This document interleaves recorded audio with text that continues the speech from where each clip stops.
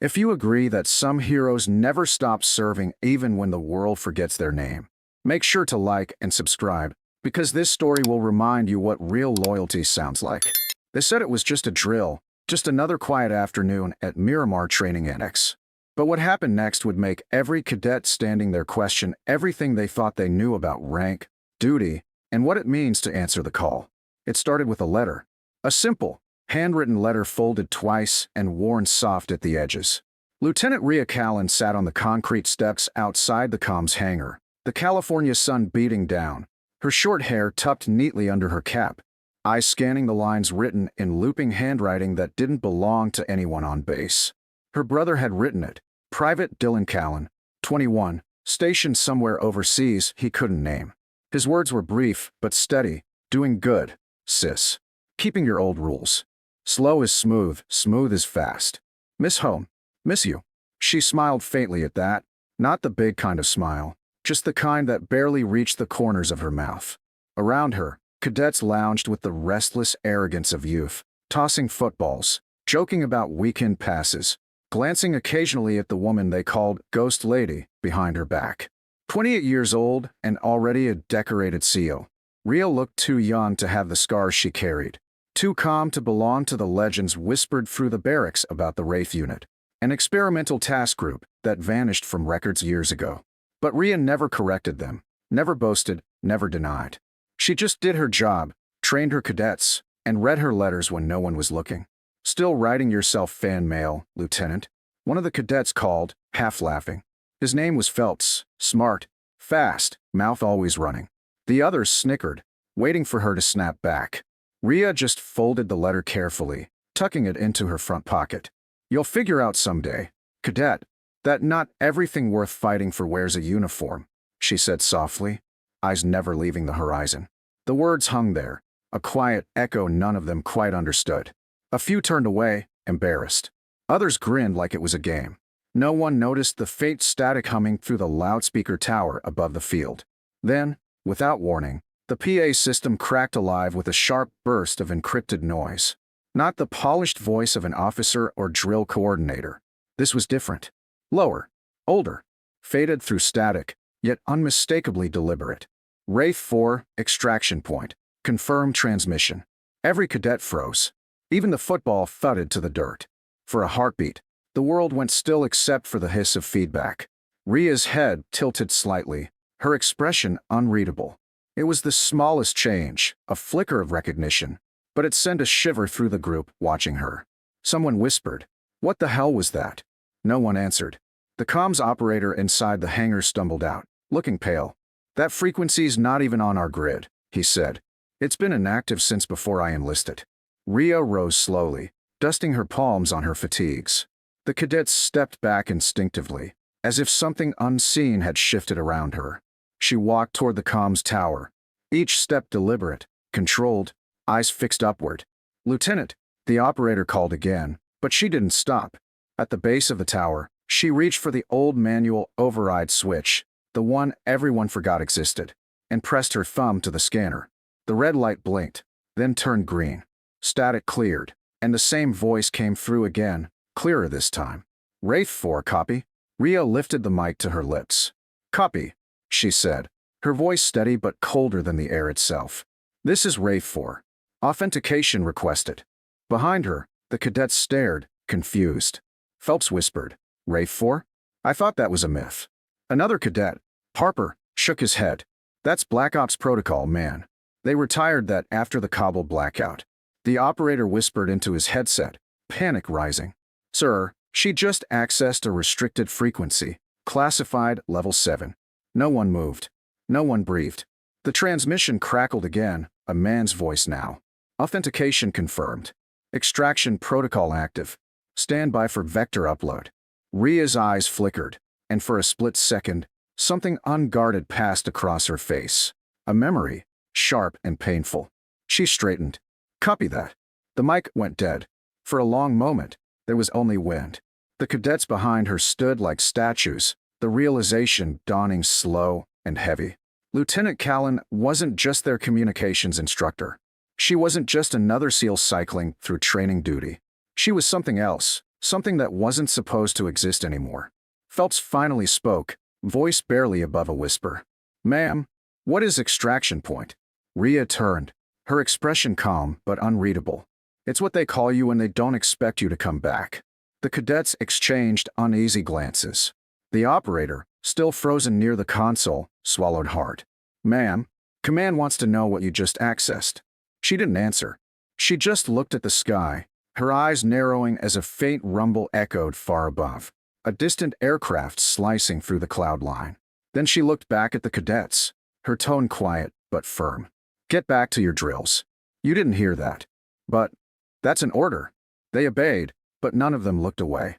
They watched her stand there, framed against the blazing sky, a single figure caught between past and present. For the first time, they saw her not as the calm, soft-spoken instructor who corrected their comms reports, but as something much heavier, a ghost of a world they'd only read about in classified legends. Inside her pocket, the letter from her brother pressed warm against her heart. She touched it briefly, then closed her hand around the paper. "Doing good, sis." She exhaled slowly. "You better be," she murmured. As the cadets drifted uneasily back toward formation, Rhea remained by the comms tower. The mic light blinked once, then twice, then went dark again. The encrypted channel sealed itself as suddenly as it had opened. But every soul on that field knew something extraordinary had just brushed past them. Later, in the mess hall, whispers spread like wildfire. Some said the frequency was a glitch. Others swore they saw her lips move in coded replies long after the mic cut out. One cadet swore he heard her whisper, "Extraction confirmed." No one dared ask her directly. But when sunset fell, Rio was still outside the hangar, staring west toward the ocean, her uniform collar turned up against the wind. The cadets who passed her kept quiet, sensing that whatever that moment had been, it wasn't over. And though none of them would ever say it aloud, they all knew one thing for certain. Whatever mission had just awakened, it hadn't been meant for anyone else but her. Because calls like that don't go to just anyone. They go to the ones who were never supposed to be found again. That night, the base changed. No alarms blared. No orders came down from command, but everyone felt it. The air itself was different, charged, expectant. Lieutenant Rhea Callan didn't show up to the officers' mess. She didn't clock in for the next training cycle either. She was somewhere else, alone, under the dim orange glow of the old radar control shed, watching the encrypted feed she'd rerouted from the comms tower. The words on the screen pulsed faintly in green. Wraith Unit. Reactivation. Level Alpha authorization granted. Her heartbeat slowed instead of quickening. It was muscle memory, the body recognizing something the mind didn't have time to fear. Behind her, the night wind pressed against the steel door, rattling it in short, uneven bursts. Every creak sounded like a memory trying to get in. She'd buried this life years ago, after the blackout in Helmand Province, when the entire Wraith team, her team, was marked killed in action. The government had needed ghosts back then, and she'd been one of them. By morning, whispers ran across Miramar like wildfire. "She's gone rogue." "No, she's on standby for Black Ops." Someone said the Pentagon called. Every cadet had a theory, but none of them could shake the image of her standing under that tower the day before. Eyes sharp, posture locked, like the world had shifted around her. Cadet Phelps, usually the loudest of the bunch, sat at breakfast barely touching his tray. "You saw her face," he murmured to the others. "That wasn't training. That was real." No one argued. Not even Harper, who'd been there long enough to know when to shut up. At 0800, the base PA crackled again, but this time it was command. "Lieutenant Rhea Callan, report to operations immediately." Her name echoed across the courtyard, slicing through the nervous chatter. The cadets looked up from their tables, craning their necks toward the far barracks. Then they saw her. Rio walked in full uniform, duffel slung across her shoulder, hair pulled tight, face unreadable. Every step was steady, unhurried, but there was a gravity in it, a quiet sense of inevitability. Cadet Harper stood automatically, half out of respect, half out of instinct. No one else moved. Inside operations, Commander Langston waited, arms crossed, the glow of 3 monitors reflecting off her glasses. "You accessed a dormant comms channel yesterday," she said without preamble. "You want to tell me why?" Rhea didn't blink. Because it called me first. Langston's jaw tightened. That frequency hasn't been active in over 5 years. Ria's eyes flicked toward the encrypted terminal behind her.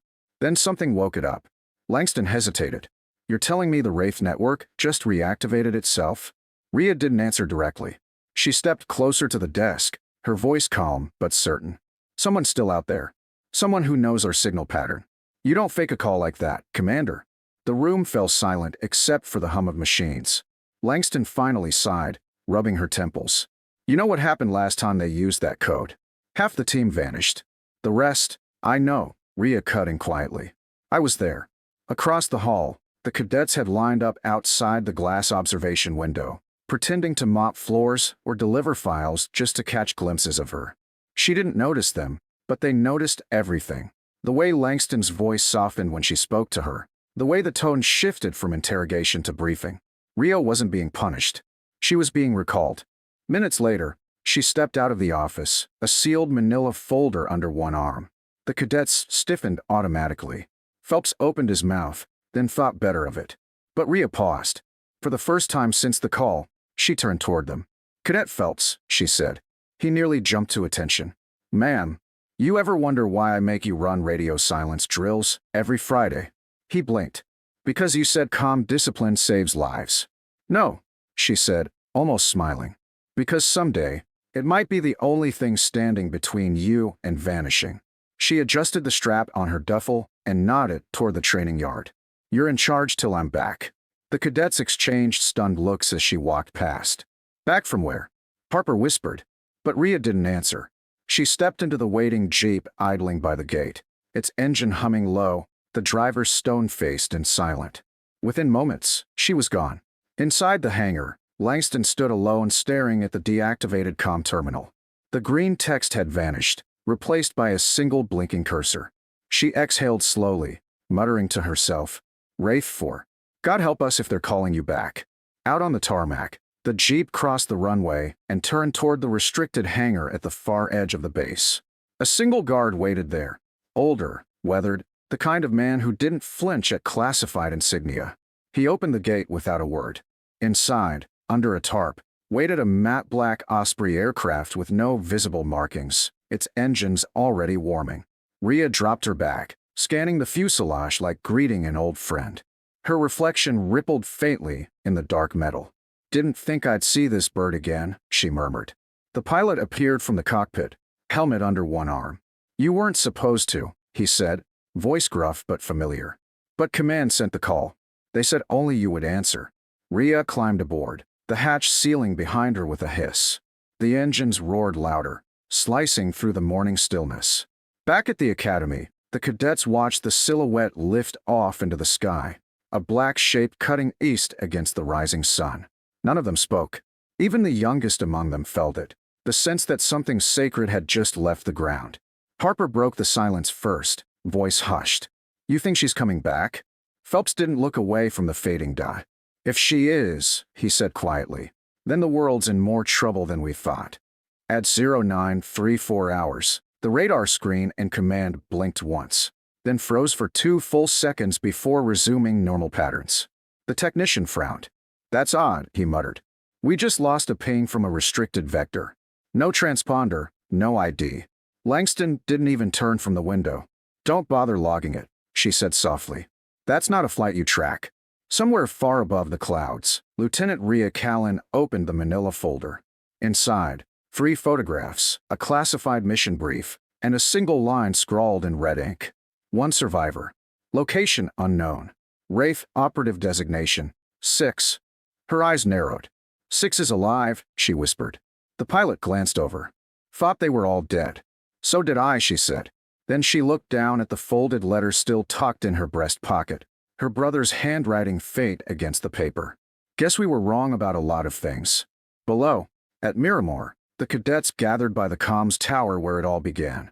The wind rattled the speakers again, faint but rhythmic, almost like a heartbeat trying to break through the static. Harper tilted his head. You hear that? Phelps nodded slowly, eyes narrowing. Yeah. 3 soft pulses. Pause. 3 more. Morse code. Ria's cadence. And for the first time, the cadets realized they weren't just watching history. They were part of something still moving, still alive, still out there. And wherever Rhea Callan was headed, one thing was certain. The world was about to remember the name Wraith Four. Hours after the Osprey vanished into the horizon, the training field at Miramar felt haunted. Cadets went about their drills with the uneasy discipline of people pretending nothing extraordinary had happened. But no one could stop glancing at the empty tower, the one where a quiet voice had answered a ghost transmission the day before. Lieutenant Rhea Callan's absence felt like a missing heartbeat. Even Commander Langston, who kept her tone clipped and official, couldn't disguise the worry shadowing her eyes as reports started coming in. Power fluctuations across the Pacific Communication Network, blackouts in encrypted satellite channels, chatter about an unidentified operative moving through foreign airspace without clearance. None of it made sense on paper, but Rhea had learned long ago that the truth never lived on paper. It lived in the gaps between silence and duty. 8 hours into the flight, the Osprey touched down on a remote strip of tarmac carved out of jungle and fog. The pilot cut the engines, and for a moment there was only the hiss of cooling metal and the chorus of cicadas rising from the dark. Rhea stepped down, boots crunching over gravel slick with mist. Ahead stood a man in a gray tactical vest, his posture too precise to belong to anyone but military. "Callan," he said, voice rasping from disuse. She froze mid-step. "Hail." He nodded once. Still breathing. Her chest tightened. For a split second, her composure cracked.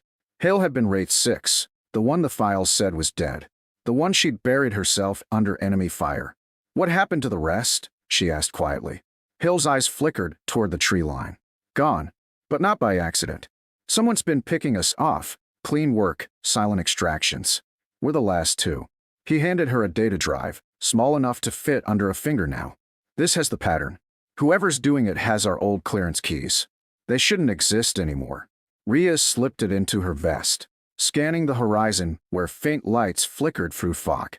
"Then they're not working against us," she murmured. "They're working from inside." Back at Miramar, Cadet Phelps sat alone in the comms booth after hours, replaying the static bursts from the tower over and over again. Each time, he slowed the audio, filtering out noise, searching for a pattern. And there it was, buried deep beneath the static, a fake code string. When he translated it, the letters spelled out "Stay ready." He swallowed hard, his pulse racing. He grabbed Harper and Torres, his two closest cadets. "She's alive," he whispered. "And she's sending this to us." They didn't hesitate. By dawn, the trio had assembled a makeshift command link, connecting training base frequencies into one encrypted node. Whatever was happening out there, they weren't going to just watch. Meanwhile, half a world away, Rhea and Hale trekked through the dense brush toward an abandoned relay station marked for decommission. The facility had once been a shadow ops hub, a place used to monitor unacknowledged missions. Inside, dust covered everything except one small section of wall where fingerprints streaked across the grime. Someone had been here recently. Rhea motioned for silence. They moved in sync, years of training snapping back like muscle memory. She breached left, Hale covered right. Then she saw it. A terminal still humming, displaying the same green encryption header she'd seen back at Miramar. Only now, the words were different. "Wraith Program Termination Protocol. Active." "They're shutting us down," Hale said, voice tight. "Not just us, the whole record." Rhea typed fast, overriding security locks until a familiar signature appeared in the corner of the screen. "Command, Langston." Her heart dropped. "No," she whispered. She wouldn't. But she remembered the way Langston had looked at her, half pity, half fear. Maybe it wasn't betrayal. Maybe it was containment. She turned to Hale. "We end this. Today." In the control room, she uploaded the data drive, patching into Miramar's main relay channel. For a moment, nothing happened. Then, across the ocean, the comms tower on base blinked to life. Cadets scrambled from bunks as the speakers came alive with a familiar voice, calm, clipped, undeniable. "Miramar Control, this is Wraith 4. Authorization Tango 7. Do not interfere." Phelps froze. "That's her." The words came through clean now. No static, no distortion. "To those under my command, you train for noise. But war is made of silence. Maintain readiness. And remember your oath, to protect, not to obey blindly." Extraction point confirmed. Wraith out. The signal cut. Rhea turned to Hale, who was scanning the corridor outside. "They'll be here soon," he said. "You sure this is worth dying over?" She gave a half-smile. It always was. The first explosion hit a minute later, a concussion wave shaking the station as armed figures poured in through the breach. Black uniforms. No insignia, government, or worse. They moved like professionals, too coordinated for mercenaries. Hale covered the south corridor while Rhea jammed the uplink, forcing a data dump into the cloud. "If we go down," she said, "the truth doesn't." The firefight was short, brutal, and inevitable. When the dust settled, the jungle burned around them. At Miramar, the cadets watched as the encrypted feed vanished midstream, replaced by a single image, a blinking locator icon fading over the Pacific. Phelps whispered, "She bought us time." Langston entered moments later, pale and shaken. "You didn't see this," she said softly, "but you will remember it." She placed a small black notebook on the console, the same kind Rhea always carried, and walked away. Inside was a single phrase scrawled in Rhea's handwriting. "Silence isn't surrender. It's preparation." Weeks passed. Officially, Lieutenant Rhea Callan was listed MIA. The cadets graduated and went their separate ways, but every year on the same date, they returned to Miramar. They'd stand beneath the comms tower at dusk, waiting for the static. And sometimes, if the wind was right, the tower would hum, not loud, just a soft pulse, steady as a heartbeat. Free short bursts. Free long. Rhea's code. Still watching.